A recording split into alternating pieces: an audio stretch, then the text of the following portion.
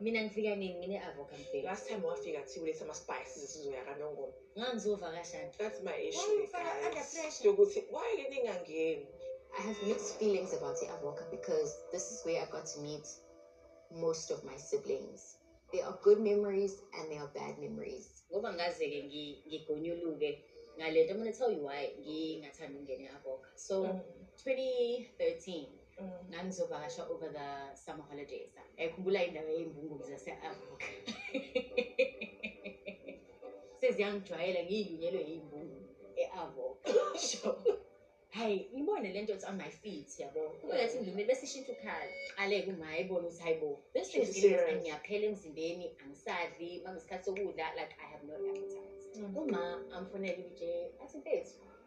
Ingane igule ise-Avoca. Ngeke uzongibukisa ukuthi what's going on because I've been to doctors, I don't understand ukuthi kwenzakalani. Kuthi afike No, uzongenza ngikhabe yazi ngiyathanda ukukhala. Kuthi afike one of the days during the week because ngangasayisho esikoleni.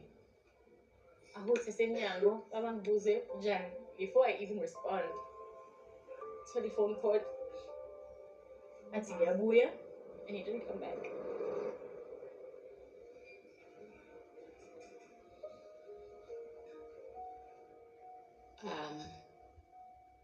I was a little girl, man.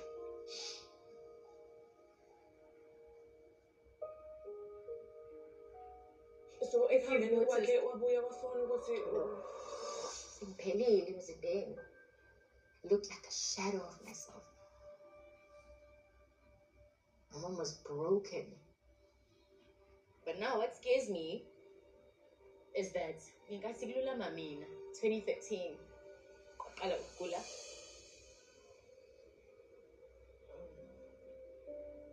This moment I had to watch my brother get sick the very same way that I did, and he didn't make it.